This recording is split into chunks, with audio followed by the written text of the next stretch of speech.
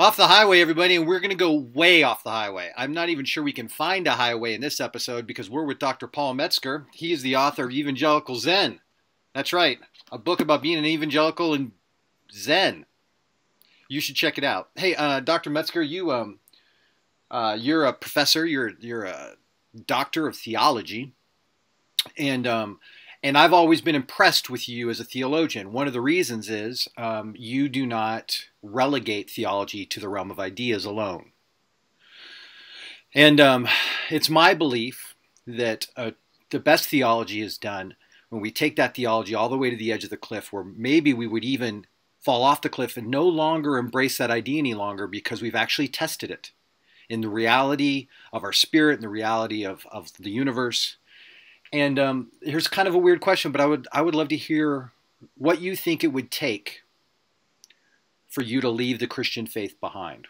What is something that would cause you to walk away from your decades-long journey with Jesus and the triune God? Well, I think it's a great question, Tony, and feel free to press in further if you feel that I'm not engaging the question. But the very first thing that comes to my mind is if I believe that I couldn't test the faith in terms of concreteness, then I think not only would I be in danger of leaving, in some respects I've already left it. And going back to my high school years where I became very disillusioned with Christianity, I felt like it was compartmentalized, and no doubt some of this was on me, but I felt like I was immersed in a kind of churchianity subculture where it was just bourgeois Christianity. It was nominal Christianity, but claiming one thing and doing another, and I really got disillusioned, and that's where I got into Jim Morrison and the Doors, and I felt like, well, at least this guy's trying to break on through to the other side. And it wasn't until I came across Jim Elliot and Keith Green and their work, I thought, oh, these are guys who are, really putting it in fifth gear. And I thought, that's what I would hope to be about. I often fail to live into it, but I hope in the depths of my being I want to. And I think of even Pascal's statement in Pense, I believe it was in Pense on the night of his conversion, not the God of the philosophers, though I think we can learn a lot of great things from philosophers, but not the God of the philosophers, which he meant by that, I believe, abstract ideas, but the God of Abraham, Isaac, and Jacob, fire.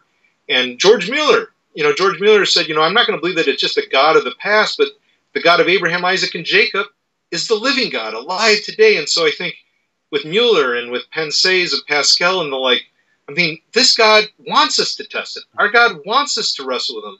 And I think so often my greatest fear is that if I can't engage this God in the world today, the multi-faith, scientific age that we live in, with the complexities increasingly at our door, rather than to hide from, if this God's alive, I'd better check this God out in the context of this reality. Otherwise, I probably already left the faith because I haven't been really willing to test it. And not because I'm trying to test God in some way of prove it to me, a kind of distant, autonomous attitude, but really, I believe you're alive.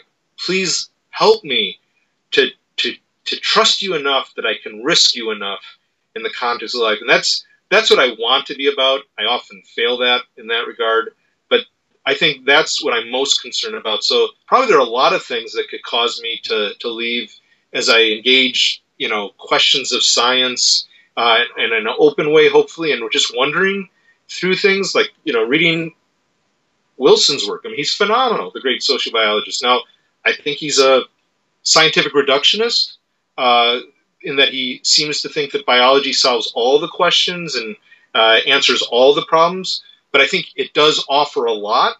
I just don't think we can reduce it to biology or the material sphere. But yeah, I mean, I suppose that could throw me for a ringer. But I think the other is much more difficult because it's much more existential. And it's like, am I willing to go for broke with this God? And so in the book Evangelical Zen, I'm not going to hide from engaging in my faith journey with my Buddhist friend, the late Abbot Kyogen Carlson. We were honest with our doubts. We were honest with the struggles in our own faith traditions, and we pressed into one another even while pressing into our faiths. And so I loved him for this, and I love you for this, Tony, because I think we share a kind of heart struggle in this way. Yeah, the religion I was given as a boy going to church and even as a young man was really saturated by fear, by this fear that you don't do anything that would put your faith at risk. And what sort of risk is that? What sort of dynamic and tenacious faith is that? And to dare to push our beliefs right to the edge of the cliff, and to, in a sense, look at God and go, I'm taking this seriously. I'm not just playing games. So, everybody, that's Dr. And with that, Tony, and it's something Kilgan said in the foreword to the book, because I think it fits exactly what you're saying. He said, people who are mature in their faith, or are more mature, they can even press in and challenge their faith at key points, not because they're trying to undermine it, but they can even step back, not stepping away from the faith, but step back and see even the kind of cultural impositions that we put on our faith in a way that actually causes us to go deeper into it with a renewed vigor. So I think that fits what you're saying, and it certainly is what he was after, and I believe that I'm after it as well. That's Dr. Paul Metzger. His book is Evangelical Zen, one of many books he's written, and this is Off the Highway.